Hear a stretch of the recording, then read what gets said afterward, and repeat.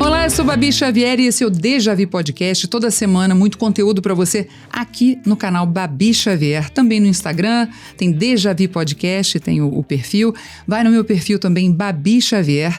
Eu estou aqui no estúdio em Niterói, o Estudio Podcast do Flávio Saturnino e Juliana Lobosco, Andrade Neves, número 9, sala 317, aqui no centro de Niterói. E eu estou esperando você para curtir, comentar, compartilhar todos os outros assuntos que eu já trouxe desde novembro de 2024. E hoje eu tenho um assunto que é muito sério, que é muito constante, que está na vida da gente e muitas vezes a gente não percebe. Inclusive, vou perguntar para ela como é que a gente passa a perceber a nossa volta, quando é que isso acontece e como fazer sobre isso, para que não aconteça mais. A gente está aqui com a psicóloga Adriane Sabrosa e a gente vai falar sobre abuso sexual em crianças e adolescentes. Adriane, muito obrigada pelo seu tempo, obrigada por vir aqui no Deja Vu Podcast. Eu que agradeço. Gente, a Adriane já foi minha professora na FAMAT e ficou uma amizade pelo respeito enorme que eu tenho por tudo que essa mulher sabe e por todas as instituições pelas quais ela passou. E hoje a gente vai falar, né, Adriane, de abuso sexual contra, né, eu falo né, mas com relação, contra, a gente fala contra crianças e adolescentes, e podemos trazer o ECA, podemos trazer tudo que você quiser, porque eu quero que as pessoas hoje não só curtam, comentem, compartilhem, porque é um novo conteúdo do Deja Vu, não é isso, é porque só esse aqui, o endereço dele é para todos. Conta pra gente, no seu caminho de psicóloga, que aí a gente vai ver por que a gente pode entender com você como perceber o que está acontecendo, por onde você fez o seu caminho até chegar nessa expertise?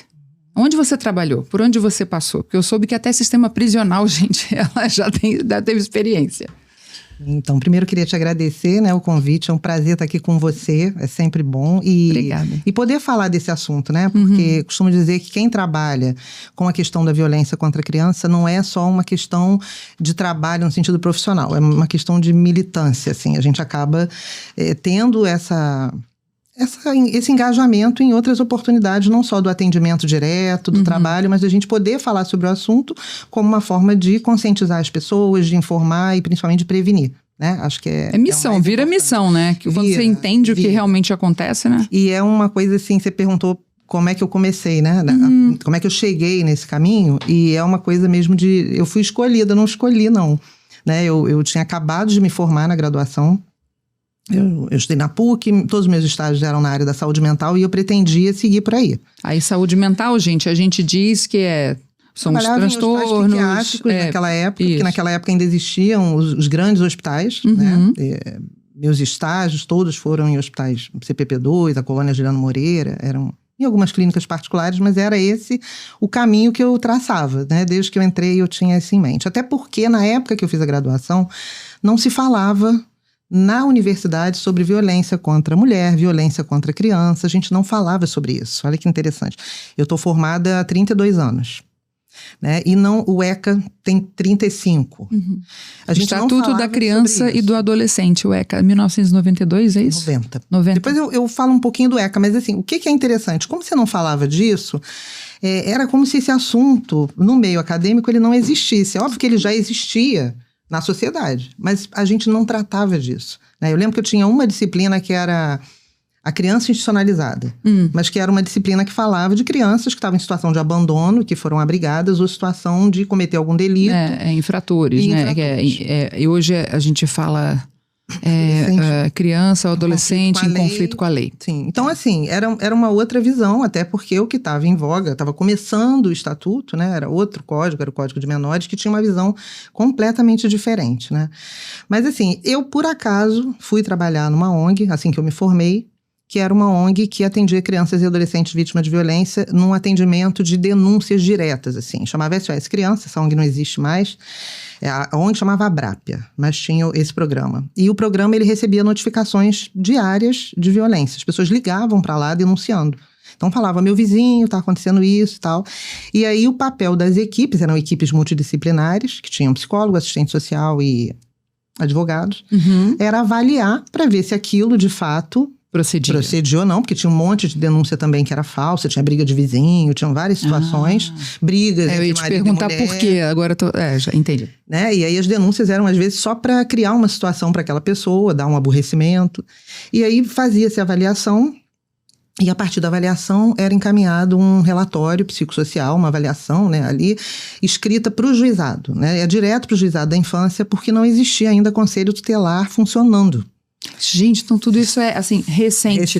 Olha, relativamente quando eu estudei, né, formando ano passado, eu já vi essas coisas viveu todas, essa coisa do conselho, né, sim, que hoje em dia o conselho está muito à frente, que é o órgão mesmo, né, principal aí de proteção e garantia de direito. Então, o que acontecia? A gente trabalhava nessa ONG, que eu fui parar por acaso, porque eu ouvi uma vinheta no rádio que falava, né, você precisa proteger a sua criança e adolescente, o abuso físico pode matar, umas coisas assim que falava na época. Eu falei, gente, que interessante, eu nunca ouvi falar sobre isso.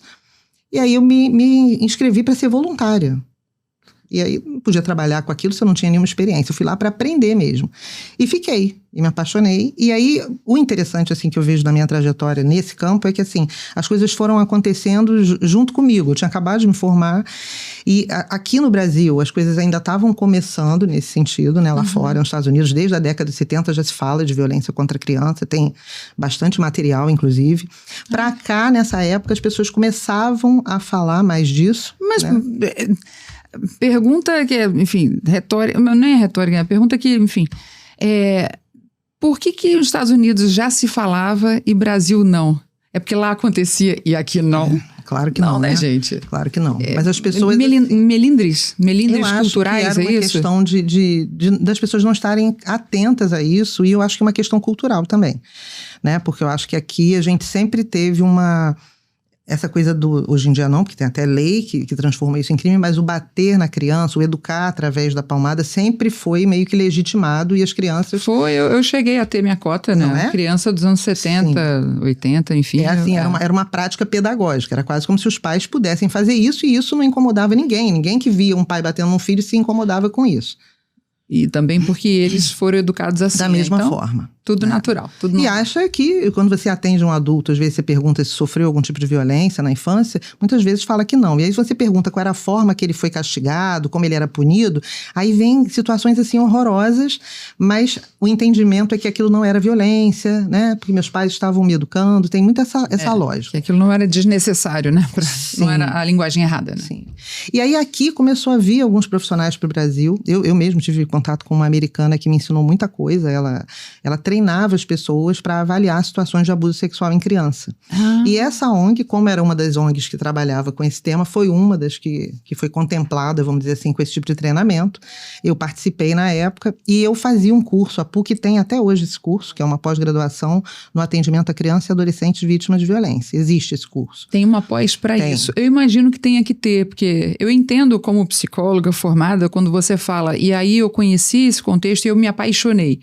Mas a artista, que é público, que está aqui te ouvindo, fala assim, Jesus, como assim, né? Se apaixonar por um contexto tristíssimo desses, né? Sim. Mas eu entendo que é como missão, né? Cada dia você consegue alcançar mais gente. Isso, né? E era uma sensação na época, acho que até por uma ingenuidade também, de recém-formada ali, e o grupo era um grupo muito novo que trabalhava na ONG. E assim, era muito interessante. A gente achava que a gente estava, de fato, salvando aquelas crianças. Era isso, né? Porque a gente fazia visita domiciliar, a gente entrava em todos os lugares. Muitas vezes as crianças precisavam ser afastadas do lar, o que é uma medida super extrema, mas eram em casos muito graves, porque tinha notificação de tudo. De crianças que sofriam queimaduras, de crianças que apanhavam de ficar muito machucadas, né? Crianças amarradas. Eram muitas notificações, inclusive, de abuso físico. Abuso psicológico, geralmente, até hoje, é algo que não se notifica tanto. Ele é muito grave. Ainda não se entende. Muito grave, né? Ele traz consequências terríveis. Vamos lá. Abuso psicológico, para a gente entender melhor, né? Humilhação, que mais? O que é um abuso xingamento, você utilizar a criança para satisfazer uma necessidade emocional sua. Como? Né? Então, por exemplo, eu tive uma situação, uma vez, um caso que a gente atendeu, que a mãe, ela era uma mãe que demorou muito a ter filhos e ela se escondia. O filho tinha 2 ou 3 anos, eu não me engano, mas era bem novinho. Ela se escondia em casa, o filho ficava desesperado procurando por ela. Ela estava em casa, ela e o filho só, uma criança procurando a mãe e não achando, chorava a casa inteira. Até porque até 2 anos eu estudei que a criança não entende que ela é ela e a mãe é a mãe. Ela acha que eles são o mesmo. Então você imagina a sensação de desamparo dessa criança. Sim. E aí, mas essa mãe, questões emocionais dela, né? Uma pessoa, obviamente, né, que tinha um comprometimento, o que ela fazia? Ela demorava ali um tempinho, que podia ser minutos, não precisava ser horas, mas era um tempo considerável para a angústia daquela criança. E aí ela aparecia. E aí, finalmente, ela vinha, abraçava o filho chegava até ela e falava, mamãe, desesperada, e ela se sentia absolutamente necessária. Validada, amada, necessária. Então, assim, isso configura um abuso psicológico, por incrível que pareça. E para ela, estava brincando de pique-esconde? Para ela, era algo que era necessário, né? Ela estava demandando aquela resposta ali da criança, só que ela usava a criança para isso. E prejudicava a criança, né? Mas a grande maioria dos abusos psicológicos é você denegrir mesmo, você humilhar. Imagina o que essa criança sente sobre abandono. E o que ela vai trazer como gatilho, o que ela vai associar situações da vida. Nossa, gente. Sim. Isso é o mais interessante na questão da violência doméstica, né? É a questão aquelas pessoas que são as pessoas responsáveis pelo cuidado, pela proteção, né? Pelo afeto, pela segurança, são as pessoas que causam o prejuízo, né? Que de uma certa forma não estão assumindo esse papel e estão causando dano. Porque são as mais próximas e não veem, que não podem agir assim.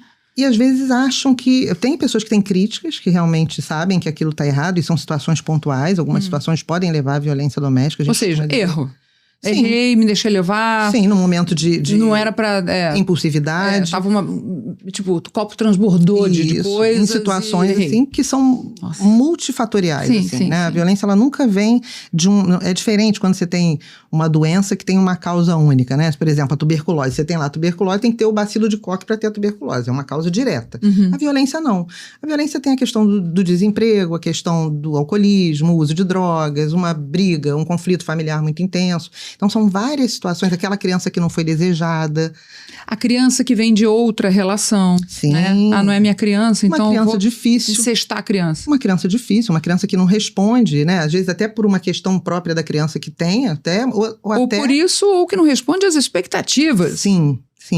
Então, assim, são muitos fatores que podem levar à ocorrência da violência, né? E que esses fatores, assim, individuais daquele pai, daquela mãe, da criança, fatores familiares e fatores maiores, no sentido da dificuldade que aquela família está enfrentando.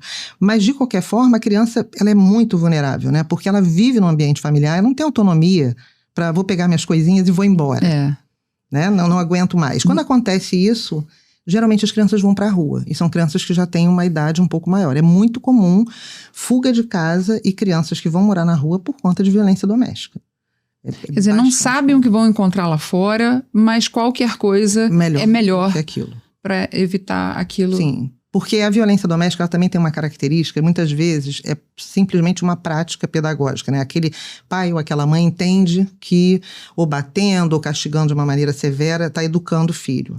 Às vezes não, às vezes tem uma criança que é escolhida por alguma outra questão. Pode ter vários eu tenho mais 2 irmãos, mas só eu que apanho. Sim, algumas crianças podem ser preservadas. Dentro das suas, né, da sua clínica, dentro de todos os seus atendimentos, o que traz, no seu ponto de vista, com que uma criança seja escolhida?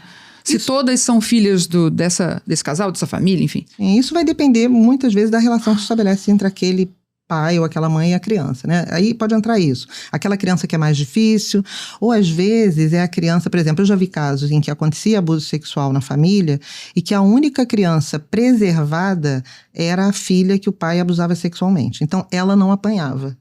Era quase como um prêmio pela questão... Todas apanhavam, mas como ela tinha que se deitar com esse pai...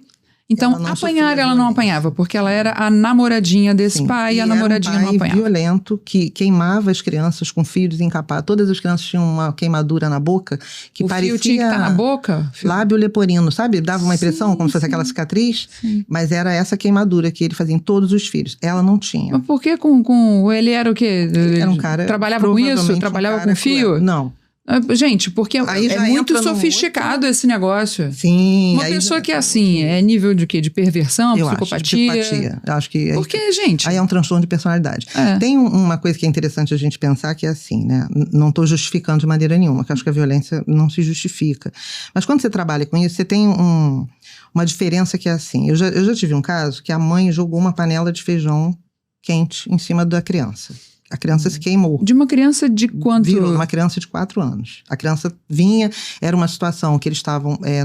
era assim, uma situação de muita miséria, né? Essa mãe apanhava do companheiro, ele usava droga, ela tinha 6 filhos. Era uma situação muito adversa, né? Que não justifica, mas explica, né? Sim. Tinha uma série de questões ali Contextualiza, acontecendo, né? Sim.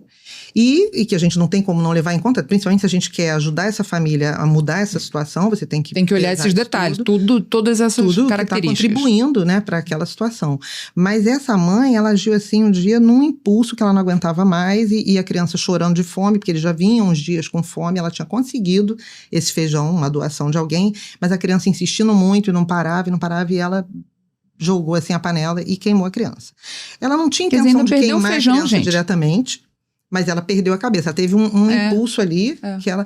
É diferente de uma mãe, por exemplo, que eu já vi casos da mãe pegar a criança e falar assim, você fez isso? Então agora vai lá na cozinha, pega a colher, esquenta no fogão. E a criança fazer isso tudo sabendo que aquele é um castigo recorrente, que a mãe vai queimar a criança com aquela colher. E a criança é que providenciava todos os artefatos de tortura. Sim. Então, utiliza a criança, já que já é uma tortura, você mandar a criança fazer aquilo tudo que ela já sabe o que vai acontecer depois, mas digo assim, no sentido do tempo, né? É diferente de uma ação impulsiva. Isso você tem um abuso psicológico e também físico. Físico. O abuso físico, ele sempre é o mais notificado, geralmente. O abuso psicológico não é notificado, mas geralmente está presente em todos os tipos de abuso. Ninguém bate em ninguém chamando de meu amor, você é lindo. Então, é xingamento. Xingamento, humilhação. Humilhação também junto aos coleguinhas. Vexatórias. Situação vexatória junto ao pessoal da rua, aos vizinhos, a outras pessoas da família. A criança que faz xixi na cama numa idade um pouco maior, que já deveria ter o controle, você pega e fala para ela dar a volta no quarteirão, carregando aquele colchãozinho da caminha para mostrar que fez. Uma série de questões assim. Eu tive um caso uma vez de uma mãe que o filho, ela queria uma menina e ela teve um menino. E aí esse menino ia para a escola, normalmente para as aulas e tal, todo dia de manhã. Quando ele chegava em casa, a partir do momento que ele entrava em casa, ele passava a ser a menina. Ela vestia ele como menina, ela arrumava ele como menina, chamava de menina. Isso é um abuso psicológico. Com certeza.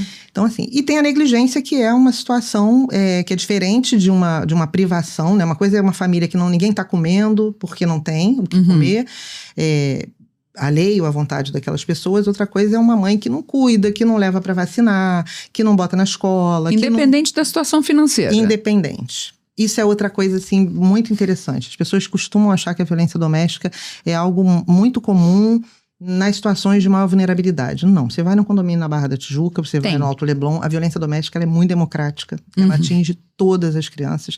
E, inclusive, para nós que trabalhamos com isso, é mais difícil. Porque essas famílias, né, que são mais vulneráveis, de uma certa maneira, elas estão tão necessitadas de todo tipo de ajuda, que quando chega, né, no caso, na minha época de atender assim, era diferente, né? A ONG chegava lá, a equipe, ou no caso até do próprio conselho tutelar, aquelas pessoas, elas acabam entendendo que aquilo é uma possibilidade de ajuda, né? Quando você vai, por exemplo, fazer uma visita domiciliar numa casa luxuosíssima, a primeira coisa que você escuta é assim, minha filha, eu sou psicóloga. Você escuta também. Eu tenho isso, eu tenho aquilo, eu tenho títulos, eu tenho... eu sou uma pessoa... Você sabe com quem você está falando, né? Esse tipo de coisa. É o clássico. É isso, né? E de fato, a violência também acontece nesses lugares, né? Já teve alguns casos até que vieram para a mídia, eu não lembro se ela era juíza, procuradora, que adotou uma criança e maltratava a criança e foi presa, Para que ter uma criança e para que buscar uma criança em adoção para isso. Pois é, muitas vezes é para satisfazer essas necessidades aí, né, mal atendidas. Existe uma situação muito particular na violência doméstica, que é raro, tá? Não é comum, não. Eu acho que eu Mas só que as pessoas podem saber para analisar. Sim, inclusive tem uma série que passou sobre isso, eu vou lembrar o nome da série. The Act, acho que foi. The Act. Que era sobre violência, síndrome de Munchausen, que a gente fala. É uma síndrome que a pessoa, o adulto, é muito mais comum em mulheres. Na questão estatística, aparecem mais mulheres, utiliza da criança para obter uma atenção. Então, por exemplo, ela produz, né, ou ela simula doença na criança para que ela leve no posto de saúde, no hospital, e aí receba atenção. Só que a criança, com isso, faz exame de sangue, recebe injeção. A criança acaba sendo manipulada. Lógico. E sofrendo até algumas questões que não tinha sentido. E ela ali, como aquela mãe zelosa, e aí ela recebe a atenção de todas aquelas pessoas. Quer dizer, isso essa... caracteriza mais tô vendo aqui, gente, a gente fala da violência doméstica e a gente imagina também um monte de pais, né, assim. Mas será? Eu tô entendendo direito? Quer dizer, a violência... pode ser do cara para com as crianças diretamente, a violência pode ser do cara para com a mulher, e aí essa mulher estoura, arrebenta, e essa mulher arrebenta as crianças. Gente, mas não necessariamente nessa assim, ordem, né? Não necessariamente. A gente costuma falar da síndrome do pequeno poder, né? Assim. Que é aquele cara que, por exemplo, ele é devastado no trabalho, humilhado, se sente, né? achatado, né? O ego achatado no trabalho. Quando chega em casa, ele é o cara. Ele é o cara. E aí todo mundo vai sofrer aquilo que ele sofre. Isso acontece. Agora, a gente está falando da violência contra criança e adolescente de um modo geral, né? E geralmente quem fica mais com a criança e adolescente é a mulher, né? A mãe fica mais, né? Então, a mãe acaba sendo, muitas vezes, né, quem reproduz. Mas os homens, quando eles são, né, os autores da violência, nesse caso, violência física, geralmente são violências mais graves, até pela questão da força física mesmo. Lógico. Né? E o caso do abuso sexual. No caso do abuso sexual, aí a gente sabe que a grande maioria dos autores são homens. Existem mulheres também. Mulheres que cometem abuso sexual. Em meninas e meninos? Meninas e meninos. A gente costuma ver na mídia mais esses casos assim da professora que se relacionou com um aluno, por exemplo. Né? Mas existem muitos estudos que falam de mães em que o abuso sexual não aparece por conta da maternagem. Né, do próprio cuidado. Então, aquilo ali ficaria camuflado. Né? Tem que ter uma forma, né? Porque, geralmente, nos casos de abuso sexual, a criança, ela vai comunicar a pessoa de confiança que a gente fala, muitas vezes é a mãe. Né? A mãe vai acabar sabendo ou desconfiando de que algo acontece com a criança. Só que, quando é a mãe, a própria autora, a criança fica muito desamparada e geralmente as outras pessoas, elas não estão tão atentas, porque tudo é justificado. Não, ela cuida da criança, ela tá dá te dando banho. Ela tá botando você pra dormir. Gera menos estranhamento. Ela tava passando um remédio, uma pomada. Sim. Ela tava... E aí a criança fica muito confusa, né? Porque ela vai falar com quem? E é pra falar? A criança fica confusa, né? Sim. E é isso, né? Geralmente as mulheres no abuso sexual, elas têm uma participação realmente menor. Até porque eu também acredito que tem essa questão cultural, né? Por trás de entender a criança como um objeto, a mulher, né? Tanto que as meninas são as maiores vítimas. Existem muitos meninos que são abusados. Mas a questão do abuso sexual, ela é sempre subnotificada. Né? A gente sempre Isso pode acontecer também com pessoas que cuidam mais próximo, como babás, enfim, diaristas, o que seja, né?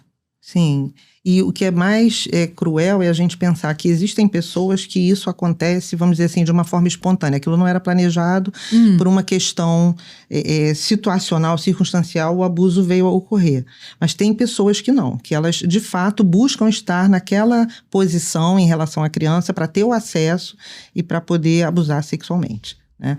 Porque o abuso, ele configura o quê? O abuso sexual, ele é sempre envolver a criança ou adolescente numa atividade sexual para a qual ele não deu consentimento, né? Num jogo sexual. Sim. E aí, essa coisa é muito ampla, porque as pessoas pensam em abuso sexual, geralmente pensam o quê? Em carícias. Né?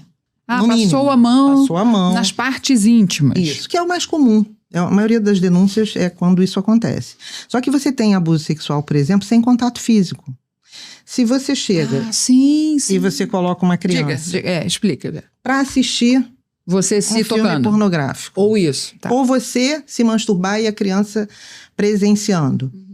Ou você se exibir para a criança. Eu já soube de casos, já li casos de diretor de escola cujo alvo era crianças ali de 3, 4 anos e tal, e não, tá se comportando mal, tem que ir para a sala do tio. E aí, não sei quem mais compactua com isso, porque o cara não tá lá na sala para ver se a criança está se comportando ou não, e o que é se comportar mal com 3 anos de idade, vamos combinar. E aí tranca na sala, e aí o cara se masturba, e aí vem a criança em casa. Primeiro, não comenta imediatamente, porque, né, muitas outras coisas se passam na cabecinha, informação dessa criança, mas se começa a ficar retraído, se começa a querer chorar para ir para a escola, se começa eu vou acabar tendo que ir para a sala do tio de novo, mas a criança teria, nesse relato, a criança falou assim, o tio pingou uma coisa em mim, ele estava se mexendo, e aí espirrou uma coisa, e pingou uma coisa assim em mim. Gente, e muita gente não denuncia para não marcar a criança na documentação. Para que na cidade, no bairro, na rua, não se fique sabendo. Para não ter a exposição, né? Eu acho que é... Assim, mas aí resolve como? Dar uma surra no diretor e acha que já está justificado? Não, a questão da denúncia, ela é... Porque, imagina, um diretor de escola, por exemplo, estou dando esse caso que eu li, o cara está no poder de estar com todas as crianças, e se o alvo for adolescência, todos os adolescentes, gente. Como é que é isso? Sim. Olha e uma vez que ele faz... Como é que as famílias não denunciam, gente? Mas ele fazendo e vê que ele está impune, que nada acontece, ele só vai repetir, né? Ele só vai continuar mantendo aquele comportamento. Até porque essa questão do abuso sexual, o que é interessante Como é que a pessoa pode como é que a pessoa pode denunciar? Tá. Denunciar, você tem alguns caminhos. Primeira coisa, que eu acho que é o mais fácil, é o Disque 100. Disque 100. Disque 100, 100. É um telefone, é todo o Brasil, você está ali disponível para pode ligar de celular, de fixo. De qualquer celular, de qualquer aparelho, você vai fazer a comunicação da situação de violência, né? E são notificações anônimas, então assim, isso é interessante, porque a pessoa não está se expondo, porque às vezes você também vai denunciar uma situação e você pode ter medo de se colocar em risco, a gente também entende isso, né? Mas tem a situação dos conselhos tutelares, né? O conselho tutelar, a própria delegacia, inclusive tem delegacia especializada, né? A DECAV, Delegacia DECAV, da Criança e Adolescente Vítima de Violência, você pode diretamente, embora todas as delegacias elas possam receber a notificação, tá? Você pode denunciar, mas a maioria dos casos são encaminhados para a DECAV, e você tem os conselhos tutelares, né, que geralmente acho que praticamente todos os municípios têm conselho tutelar ou algum no município próximo, né, que são os órgãos municipais que são responsáveis por garantir a proteção, né, dos direitos da criança e do adolescente. Então, você vai fazer a denúncia, você vai explicar a situação, aquilo vai ser averiguado. As pessoas, às vezes, não denunciam com medo de uma represália, né? Porque às vezes a pessoa que comete a violência pode ser, de fato, uma pessoa violenta em outro sentido, ou tem envolvimento com alguma outra questão. Às vezes não denuncia porque acha que a criança vai ser, a família vai ser destruída. Tipo assim, a criança vai ser tirada daquela família. Mas a família não está destruída já quando isso está acontecendo, gente? Pois é. Assim. Pois é. Mas aí é o limite, né? O limite dessas famílias é muito largo, né? A questão do limite. O limite, ele sempre protege, ele sempre é ali a segurança. E essas famílias, o limite... E se levar um grupo para denunciar? Leva 5 pessoas para ir ali denunciar. O cara vai ter que tentar, né, reagir a 5. Vai ficar mais difícil. Só, na delegacia já vai ser instalado um inquérito, né? As pessoas vão investigar primeiro, porque qualquer um pode denunciar qualquer um e nem toda denúncia vai ser verídica, né? Então, óbvio que tem uma investigação ali, tem um inquérito. Me fala de uma instituição que a gente possa... Flávio, você pode colocar no Instagram de uma instituição, o DECAV tem... Acredito que sim, que deve ter. Vamos achar, Flávio? Cara, eu quero botar aqui pra gente, pra vocês saberem, gente, no Instagram pode denunciar. Mas acho que também. O conselho é a melhor opção sempre, porque eu acho que as famílias têm mais facilidade de ir ao conselho tutelar. Conselho tutelar tem Instagram, gente? Pergunta que vale, porque eu não... Eu vou botar na edição, tá? Tá. Eu acredito que todos, que cada um deva ter o seu, né? A sua forma de... Bom, tem o Conselho Tutelar Niterói, que está aparecendo aqui, o Nilópolis, geralmente, Carapicuíba. Cada município tem um conselho tutelar. Conselho Tutelar SP. Muito pequenininho o município, aí às vezes você tem um conselho que abrange ali 2, 3 municípios que são próximos, né? Eu tô vendo aqui o SP, acho que é de uma pessoa, mas que passou... O de Niterói tem pouca gente seguindo, gente. Vou botar pra seguir. Pronto. Não é possível. O Conselho de Niterói é atuante à beça. É atuante à beça? Muito. Parabéns, gente. Muito. Parabéns. Muito atuante. E assim, o Conselho Tutelar, ele vai... É muito parecido com aquela prática que eu tinha lá no início na ONG, né? Eles vão avaliar essa família. Eles vão entender o que está acontecendo para promover... o que é possível de ajudar essa família para interromper aquele ciclo de violência. Não necessariamente aquela criança vai ser afastada. Essa fantasia de que a criança vai ser afastada... vou perder a criança, ela vai ter que ir para um abrigo. Isso é o último recurso, quando a violência é extremamente grave, quando oferece risco, integridade física de vida para a criança. Sim. E quando não há uma possibilidade ali, né, de alguém da própria família assumir aquele cuidado. Porque às vezes aquele pai, aquela mãe não tem condição naquele momento, mas a família... Tem uma outra instituição que é muito interessante da gente falar, que é a família acolhedora. Família acolhedora é uma instituição? É uma instituição, trabalha no município. E o que eles fazem? Eles cadastram famílias que podem receber crianças que estão tendo que estar afastadas dessa família por situações de violência e outras, né? E aí, para não serem encaminhadas para uma instituição, para não serem acolhidas institucionalmente. Então, em vez de levar para uma instituição, uma família se dispõe a abrigar provisoriamente aquela criança. Não é adoção. É um cuidado. É um lar temporário. Até que as coisas se resolvam. Isso. E aí tem todo um acompanhamento. Família acolhedora, gente. Marca isso. Se eu não me engano, eles estão... eles têm, não sei se é de tempos em tempos, mas eles têm uma possibilidade de você se inscrever, né? Para você participar. Quem quer, Quem quiser se inscrever, vai participar lá, vai ter logo... Quando for participar, lógico que tem uma seleção, uma triagem para isso, tem que entender... Sim, quais são os objetivos daquela família. Quais são os objetivos, porque uma pessoa que queira muito estar com criança em situação de vulnerabilidade também pode ser portadora de um transtorno. Pode ser um risco, né? Mas então, isso é tudo feito de uma maneira muito séria, mas existe essa possibilidade também. Né? Então, assim, essa fantasia de que as crianças vão ser tiradas da família, ela não corresponde à realidade da grande maioria dos casos. Que bom que você está falando isso. Não corresponde. Então, às vezes, o medo de denunciar tem a ver com isso também. Agora, o medo, às vezes, também está atrelado à vergonha, né? Principalmente na questão do abuso sexual, porque o sexo, ele é um tabu, a gente não fala. Não é um tabu sem ser nesse contexto, sem ser num contexto abusivo e que corresponde a um crime. Né? Então, nesse sentido, então, é aí que as pessoas escondem e abafam mesmo, né? Mas tem que jogar a vergonha pro abusador, pra abusadora. Sim. É curioso isso, porque, no caso, eu estava até querendo te perguntar isso. Como é que a experiência educacional, né, as instituições educacionais, o suporte psicológico, como é que podem ajudar na recuperação dessas vítimas? Por que eu estou te perguntando isso? Quais são os impactos que uma criança, um adolescente recebem, né? Sim.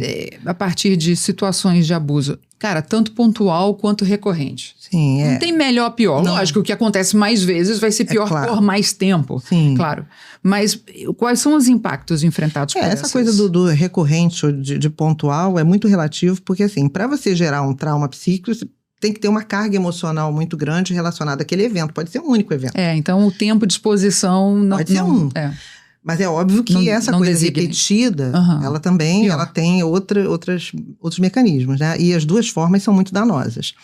O que pode acontecer, né? A criança, geralmente, que é vítima de abuso, uma coisa que é muito comum é a criança se sentir culpada também pelo abuso. A não ser aquelas crianças muito pequenas, que elas não têm ainda nem entendimento do que está acontecendo, ou se aquilo também não acontece na casa da amiguinha, se aquilo não é uma coisa comum. De repente, normal, todo mundo passa por isso.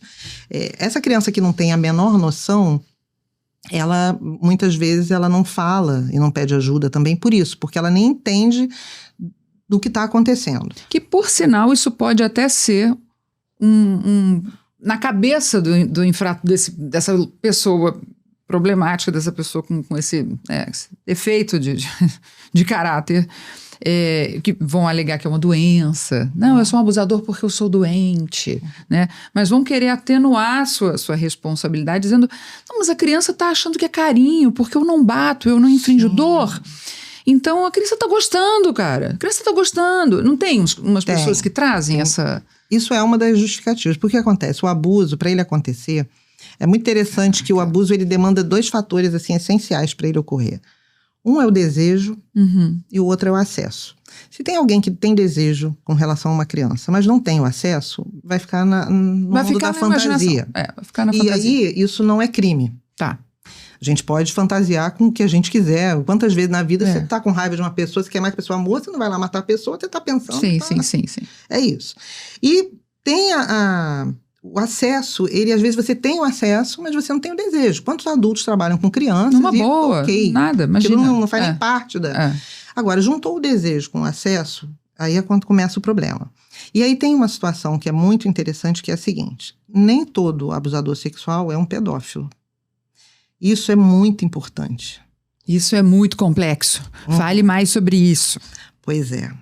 Porque a pedofilia, né, que é uma parafilia e que se caracteriza pela preferência sexual por crianças, e é muito específica, porque são crianças pré-púberes, assim, crianças que não têm nenhum caractere sexual, que não são crianças com cara de criança, com corpinho de criança, que inclusive a preferência geralmente é tanto meninos quanto meninas. Por quê? Porque eles não são diferentes porque nessa época não tem... É tudo o mesmo corpinho. Tudo a mesma... Né? Então, o pedófilo, ele tem essa preferência, né? E isso é uma parafilia. A pedofilia em si não é crime.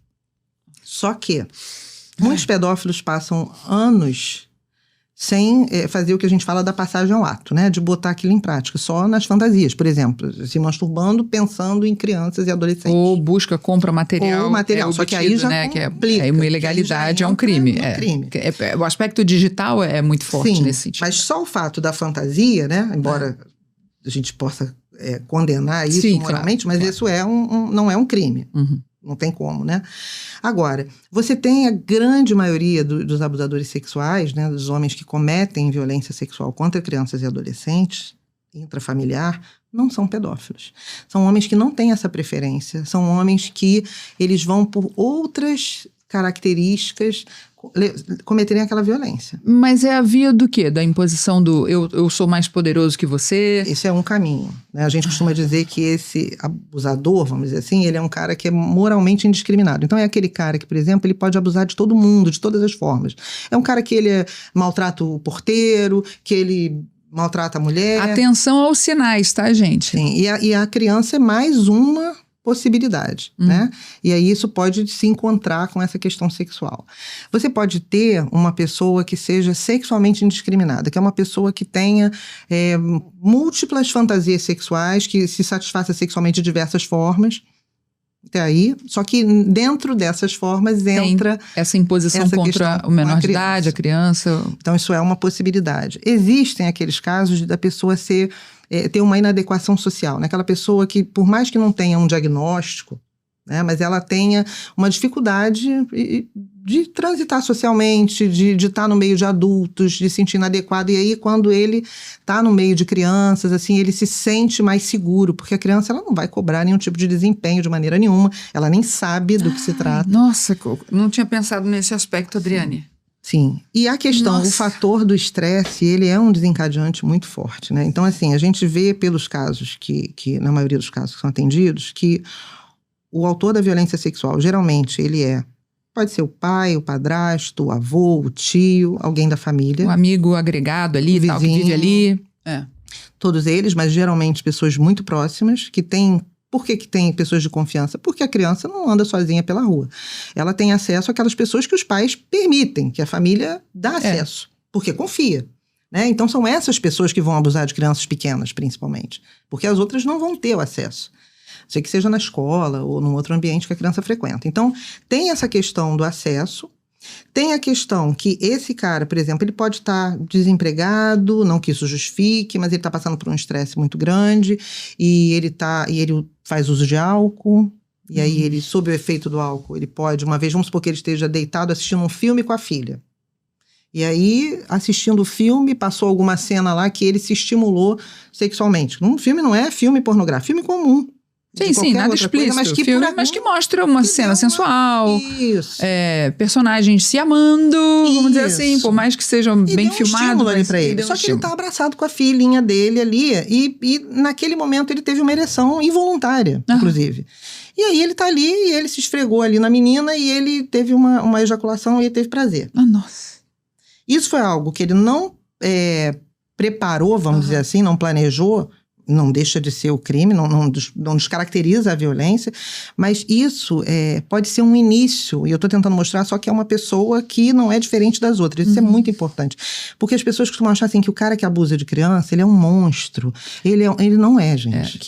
Isso é um desserviço. Come e bebe coisas que ninguém faz, o homem né? do Tipo, saco, que ele vai na minha época era o homem do saco, que a gente tinha que ter medo que o homem do saco vai aparecer. Não existe o homem do saco, assim. É uma pessoa comum, que está ali, que tem acesso, que brinca, que conversa, e que em algum momento ele ultrapassou esse limite. E aí, quando ele ultrapassa... Impulsividade, compulsividade, com oportunidade, que ele que enxerga a oportunidade, porque aquilo não é uma oportunidade. Que não é uma oportunidade. Só que aí, o que acontece? O sexo é algo que traz um componente, vamos dizer assim, aditivo muito forte. Porque a satisfação sexual, ela é muito imediata. E ela é muito poderosa. Então, a chance disso vir a se repetir pela facilidade, pela falta de resistência da criança, que às vezes estava ali deitada, dormindo, abraçada, não estava nem entendendo o que estava acontecendo, nem percebeu, a chance disso voltar a acontecer é muito grande. Porque a impunidade, né, também, né? E aí entra num ciclo meio que de adicção mesmo, uma certa compulsão. Então, isso pode acontecer e esse cara não é um pedófilo. Nossa. Bom, então a gente falou aqui de perfis, fatores de riscos comuns entre crianças e adolescentes que sofrem esse tipo de violência. Aonde é que a psicologia entra? Porque a psicologia às vezes não entra nem para resolver uma tristeza, que é séria também, quer dizer, alguma coisa. Que horas essa família vai trazer, ou a instituição vai implementar a psicologia como suporte para essas crianças e adolescentes saírem desse lugar? Sim. Resgatar essas crianças, entendeu? Primeira coisa, para que sejam pessoas livres disso no futuro, livres. Fica livre, dá para curar isso. Sim, eu acredito que nem todo mundo vai ser, vamos dizer assim, isso não vai ser um destino, né? O fato de passar por um evento traumático não quer dizer que aquela criança não vai Isso te define, o marcador, acabou. Espera e senta, espera morrer. O que é interessante aí que a gente costuma ver é a resposta da família, das pessoas que podem proteger essa criança com relação ao abuso. A sensação de desamparo é muito mais traumática até. Então, uma criança que sofre abuso e que ninguém protege, que ninguém acredita no que ela traz. Às vezes até imputa alguma culpa na criança. Ou responsabiliza. O que você fez para isso? A culpa é sua. Né? Ou até toma uma atitude, tipo assim, sai, separa do cara, larga ele, mas tá vendo, você destruiu a minha vida, ou o que você fez, né? Muitas vezes isso continua. Tem muita gente que bota a filha pra fora de casa porque quer continuar casada, depende muito daquele, né? Daquele homem em todos os tipos, e é a filha que se vire. Sim. Ou acha que tá assim, não, eu estou te livrando disso, vai embora. Sim. Então, oi? Pois é. Essa falta de amparo, de proteção, ela é muito grave, né? Isso, eu acho que acredito que a longo prazo cause muito prejuízo. Né? Mas aquelas crianças, e aí eu falo até pela minha experiência, não só na parte forense, vamos dizer assim, mas do consultório.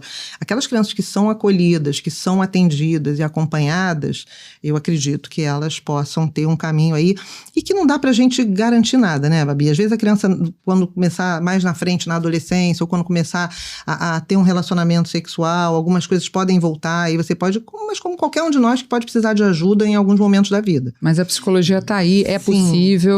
Tem várias psicologias acessíveis, tem gratuitas. Sim, você tem as universidades que oferecem, né? Geralmente num valor social, né? Você tem projetos. Sim, FAMAT é R$5, gente, sim. Por exemplo, aqui em Niterói. Você tem projetos que fazem atendimento social, e você tem também aquelas instituições que trabalham diretamente com isso. Existe uma instituição aqui em Niterói, a gente pode falar de instituições, assim, que eu acho importantíssimo. Quiser, porque é a gente tem aqui total, uma instituição que chama Movimento de Mulheres, em São Gonçalo. Movimento de Mulheres. E eles têm um projeto deles, eu não sei se é um projeto, se é um programa, mas que chama NEACA, e eles atendem, e é atendimento psicoterápico e também social, psicossocial, né, de crianças que foram vítimas de violência. E também tem, o Movimento de Mulheres é um dos braços, né, do NACA. NACA é o equipamento do Estado para avaliar crianças em situação de violência. E fazem muita avaliação de abuso sexual. Eu trabalhei muitos anos lá. O NACA é um equipamento da Fundação para a Infância e Adolescência que as notificações que chegam na delegacia, nos conselhos tutelares, acabam sendo encaminhadas ao NACA para que essa equipe multiprofissional possa avaliar aquela situação. Intervir. Né? Intervir e aí fazer o acompanhamento. E os psicólogos que trabalham na área jurídica, que aí também é a minha experiência, né, que embora eu tenha começado pela essa questão da avaliação lá atrás, assim, essa questão de você trabalhar em processos, né, para poder fazer a avaliação, para poder trabalhar como assistente técnico nos processos judiciais em que tem algum tipo de acusação, né? Porque às vezes as acusações são verídicas, às vezes não. Isso chega no âmbito jurídico, né? Chega. Não é só a delegacia ali, foi lá, aprendeu e tal. Não, tem processo, tem várias... muitas vezes, como são situações intrafamiliares, existe também a questão do litígio familiar, né? Então, assim, às vezes numa situação de separação, o que pode ter motivado foi porque a mãe descobriu que o pai abusava da criança, um exemplo. Né? E a partir daí você tem isso inserido nesse processo, que é um processo que vai demandar uma perícia psicológica. E hoje já ouvem social. a criança, não já? Sim, existe uma forma de ouvir a criança para tentar minimizar, vamos dizer assim, toda a questão do impacto psicológico. De um depoimento formal, sim, sim. Né, que chama depoimento especial. Né? Então, é uma escuta especializada que os profissionais são treinados para poder fazer essa entrevista com a criança. Isso acontece nas delegacias e na justiça, no Tribunal de Justiça. Para você, é como se fosse uma escuta para entender o que a criança traz sobre aquela realidade que a pessoa denunciou. Está infringindo nela. Então, assim, isso aconteceu, como é que foi, o que você tem a dizer sobre isso? Eu entendo, que esse é um posicionamento meu, tá? Que o depoimento especial, ele é muito importante, mas ele é o que a gente chama de suspeita de primeira ordem, assim, ele vai embasar essa suspeita, ele vai dizer assim, olha, de fato pode ter alguma coisa aqui, mas ele em si não pode não é definitivo, não é ele que definitivo, define. Não acho, porque pela forma que ele é feito, né, porque ele é uma escuta da criança pontual. Eu acho que uma avaliação de abuso sexual infantil, ela tem que compreender a avaliação do autor, né, do suposto autor, porque a princípio você não sabe. Suposto, se não tem gravado, não tem... Da criança, da mãe, né, de quem denunciou, se foi a mãe, se foi uma outra pessoa, porque às vezes é outro parente. As pessoas que estão envolvidas ali, elas precisam ser escutadas e você produzir algo, porque você vai entender... a dinâmica desse grupo, né? Isso. E o abuso, geralmente, ele demora muito a ser denunciado. Então, o que fez nessa família, nesse momento, que essa situação surgisse como uma denúncia? Isso também é importante a gente entender, né? Porque às vezes isso até esclarece coisas. E existem, óbvio, as denúncias falsas, né? O que é complicado. Então tem que ser muito perito para sacar uma denúncia falsa. Sim. Essa avaliação precisa ser muito bem feita. Todas as denúncias são recebidas com muita seriedade, mas todas são avaliadas. Sim. Assim. E aí existe uma questão que é a seguinte, né? Antigamente, a gente tinha as perícias judiciais, elas eram feitas de que forma? O juiz, ele indicava um profissional que ele conhecia o trabalho para fazer a perícia. Era isso.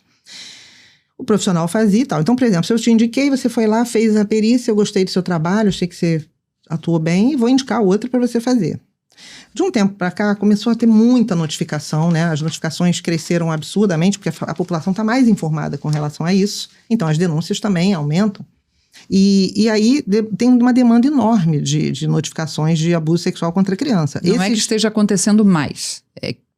Pode ser concomitante, pode ser constitutivo também.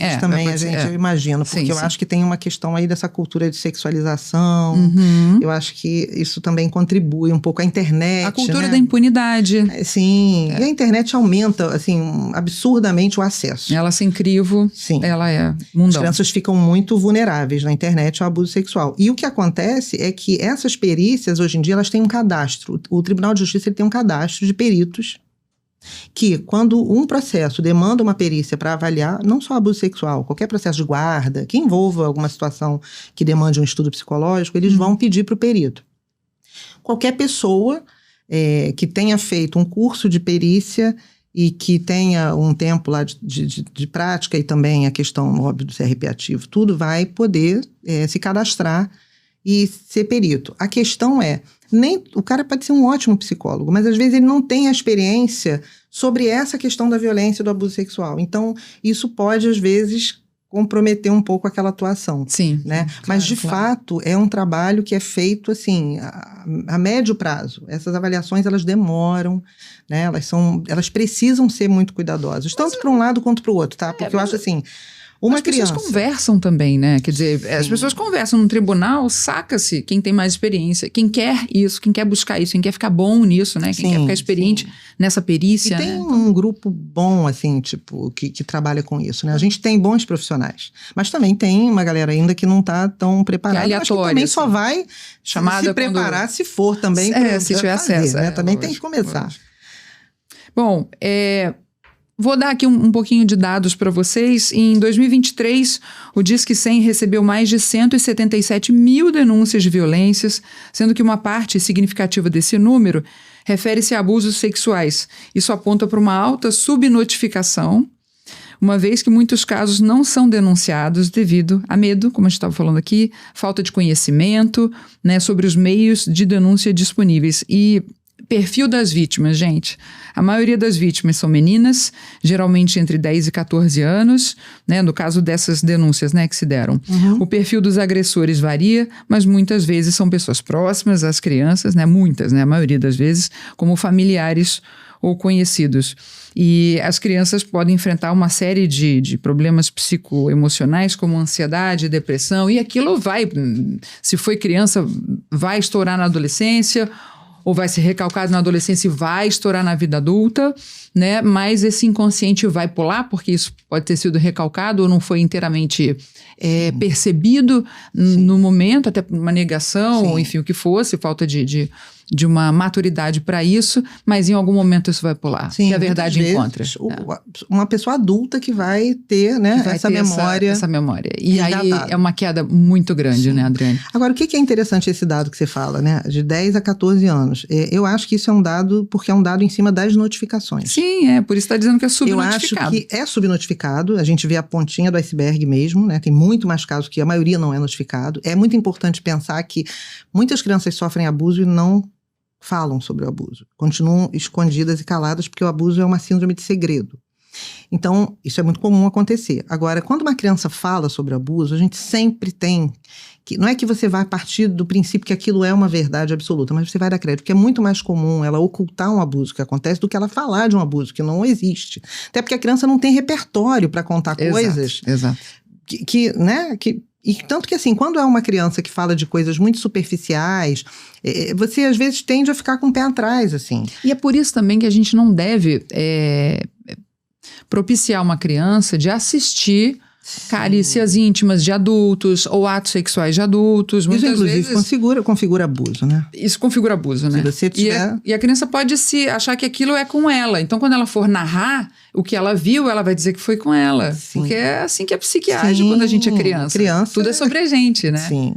A briga dos pais, é por causa da gente, Sim. não é por causa deles, é por causa da gente. Sim. Então, tudo aquilo que a criança referência, viu, né? É autorreferente. Impactou e ela então me passou a mão aqui, passou. Sim. É o que ela tá lembrando. Fora os relatos, né? Engraçado isso não é uma denúncia falsa, porque houve o abuso no sentido de que ela foi exposta a isso, né, de uma forma próxima. Por isso, o bom profissional. Mas não necessariamente não ter sido com ela não a traumatiza. Sim, não. Isso é tão traumático. Olha como gente. Olha como é. Por isso que é o cuidado. Uma vez, foi bem interessante uma situação. Uma vez, no grupo da escola das minhas filhas, elas eram pequenas, começou a acontecer um bafafá danado no grupo, e o grupo dos pais, todo mundo falando um monte de coisa. Quando eu fui ver, um menino do grupo tinha... divulgado para os outros um filme com cenas sexuais. Só que assim, ele era um menino muito pequeno. Ele devia ter uns 7, 8 anos. Senhora. E aí, o que acontece nessa época, né? Começam os pais querendo entender como é que é isso, que as outras crianças estavam tendo acesso a isso. Mas na família, o pai, especificamente, entendia que não, é meu filho, ele tem que ser homem, ele tem que... E aí, estimulando a criança, e isso é algo extremamente prejudicial. Isso é a forma mais imbecil de ensinar a sexualidade pro seu filho, viu, papai? Sim. E outra, essas pessoas são as mesmas que temem a educação sexual nas escolas. A educação sexual na escola, ela não vai estimular a criança inadequadamente, nem precocemente, nem vai fazer com que elas tenham desejo sexual. Não é isso. A educação sexual vai ensinar sobre o corpo dela, sobre os limites, e inclusive para ela identificar aquilo que é abuso, né? É um caminho de proteção. Mas as pessoas não veem assim. As pessoas veem isso de uma forma muito ameaçadora, porque não querem falar sobre isso. Mas agora, olha... quem não quer falar sobre isso, né? Eu também porque, gente, se a escola, com toda a responsabilidade que a escola tem, não tomar a frente, ou o grupo de pais não deixar com que a escola ensine sobre a expressão, né, a sexualidade em si, que você nasce, você tem sexualidade, não entendi negar isso, né? Não entendo. Se a escola não tomar a frente e ensinar isso, a internet vai. Tá e bom? da maneira, né? Outros grupinhos já acessam o seu filho que às vezes você não sabe. Porque muitas vezes não sabe. Não adianta a gente ter a soberba de achar que a gente sabe tudo que acontece com a nossa criança 24/7. Não adianta. Adriane, eu quero te agradecer muito, muito a sua presença aqui. Muito obrigada. Como é que a gente te encontra? Fala as suas redes, enquanto aqui vou fazer uma dinâmica de 1 minuto com você e vou te dar um presente de La Louve, que é o que eu estou vestindo hoje, tá? Essa aqui é minha aliança, mas essa aqui, tá? La Louve, tô de La Louve e trouxe La Louve para a Adriane. Porque eu tô muito feliz que você tá aqui e enfeitar as pessoas que eu admiro, as amigas, enfim, eu quero. Então, muito bom. Aqui a gente vai... Bom, eu vou... Onde é que a gente te encontra? Na internet, por exemplo? Um site ou aonde? Não, eu tenho meu perfil no Instagram, que até, assim, não sou a mais assídua postadora, né? Mas a gente... Mas tem algumas coisas interessantes, até porque eu dou cursos nessa área, né? Dou muitos cursos, você dá curso, exato. Então a pessoa pode entrar em contato com você pela mensagem, enfim, inbox no seu Instagram e pode saber das coisas com você, né? Eu geralmente divulgo algumas coisas lá e nos grupos, né, que eu participo. Então, assim, o meu é Adriane_Sabrosa_Psi. É o meu Instagram profissional. Aqui, geralmente, quando eu vou fazer algum workshop, algum curso, eu trabalho, né, na Secretaria de Administração Penitenciária e tenho muito tempo avaliando também homens que são autores de violência sexual. Então, também dou curso sobre isso, né? Esse aspecto mais do outro lado da moeda, né? Quer dizer, então não só você pode perguntar para a Adriane sobre alguma coisa que você está com dúvida, alguma coisa que você assiste, que você vê, que você acha que está rolando, mas também você pode fazer curso com ela. Sim, eu dou supervisão. Maravilhoso. Dá supervisão também para psicólogos. Bom, aqui um pouquinho de Adriane Sabrosa. O que você faria? Pega uma carta e responda. Lê pra gente. O que você faria se soubesse que nunca iria envelhecer? Gente, eu tô vivendo esse dilema agora. Sabendo que eu vou envelhecer, e agora? Né? Saber que vai envelhecer. Eu acho que eu nunca ia envelhecer, gente, que difícil isso. Se você soubesse que nunca ia envelhecer... Que eu nunca ia envelhecer... Eu acho Eu tenho uma ideia do que eu faria, mas eu te conto. Eu conto aqui depois. Gente, vai ser muita vergonha alheia o que eu vou falar. Pode falar, gente, porque isso é uma pergunta tão surreal, tudo que eu tenho vontade. Eu ia... Não, mas aí você ia adoecer, gata. Peraí, não tá acabando nessa hora, moça. Não vou dar calma. Gente, eu ia fazer assim, tipo... eu ia ser mais... aproveitar mais, né? Acho que... a idade que a gente tem, é muito interessante isso. A nossa idade, ela é muito... A gente sempre é muito breve, né? Os tempos passam muito rápido. Tipo assim, hoje em dia, minhas filhas estão moças, eu fico olhando e falo, gente, ontem tava todo mundo pequenininho. Passa assim, né? E aí agora eu tô caminhando, tô com 55, caminhando daqui a pouco pros 60. Somos a geração sanduíche, você sabe, né? Gente, eu acho que a geração... que cuida dos filhos e dos pais. Sim, sim. A gente tá vivendo uma... É um momento muito especial, mas a gente tá vivendo mais, né? E melhor, né? Eu acho que se eu soubesse que eu nunca ia envelhecer, eu não sei se eu faria nada muito diferente, não, na verdade. Porque eu acho que o principal é a gente viver o hoje, sabe? A gente aproveitar o momento que a gente tem. Seja o tempo que isso vai durar. Porque a gente só tem o hoje mesmo, né? E se preparar para a velhice é uma coisa que eu tô aprendendo agora. Tô tendo que pensar sobre isso. Temos que abraçar, porque o processo destino, né? É um destino. Você vai chegar, se você tiver sorte, você chega. Então, a gente tem que ir por esse caminho aí. Eu ia trocar de nome, gente. Eu ia trocar de nome várias vezes. Ia morar em vários lugares do mundo. Sério, pra sempre recomeçar. Porque se eu não ia envelhecer, as pessoas ao meu lado iam envelhecer e morrer. Quer dizer, a não ser que eu morresse de acidente, mas enfim. Então, ou morte matada, né? Gente, mas eu tava pensando que ninguém envelhecia. Eu não tava pensando que era só eu. Não, só tu. Só tu. Porque essa coisa... Aí eu ia dizer essa dádiva, mas não é dádiva. Não é incutida na minha cabeça, porque a gente quer sempre ser jovem. Olha só, tem um filme que fala sobre isso. O capitalismo fala pra gente ser sempre jovem, né? Você já viu um filme que é... É muito legal esse filme. Como é que chama? A Espera de um Milagre? Já. Então, um dos personagens, ele nunca envelhece, né? Tem uma questão lá que todo mundo morre. Vamos rever esse filme, gente? A Espera de um Milagre? É bom deve esse ter nas filme. plataformas. Tem sim. Ó, agora... Vamos rever a Espera de um Milagre. Gente, a gente vem, tem presente de estar com você, ainda ganha presente, é isso? La Louve, para ti. Então, sua rede social é Adriane... Underline Sabrosa. Underline Sabrosa, com Z, underline Psi, tá? Que é ai, que lindo! Abreviação de psicologia. Então, a Adriane underline Sabrosa, com Z, underline Psi. Ó, não é combinado e eu vou dizer que eu amo coração. Pra você ter uma ideia, eu tenho uma parede na minha casa que eu tenho alguns coraçõezinhos, assim, de cerâmica. Que lindo. Muito lindo. Tá bom. Ó, gente, depois eu vou tirar uma foto, tá? Pra todo mundo ver de pertinho, porque a gente fica curioso. Lindo. Né? Lindo. Fica curioso. Muito delicado, lindo. Muito obrigada. Bom, ficamos por aqui. Esse foi o assunto dessa semana. Então, vem, curte, comenta, compartilha. Manda para as pessoas que você acha, aliás, para todo mundo, né? Porque tem muito ensinamento aqui nesse papo, viu, gente? Até a semana que vem. Valeu!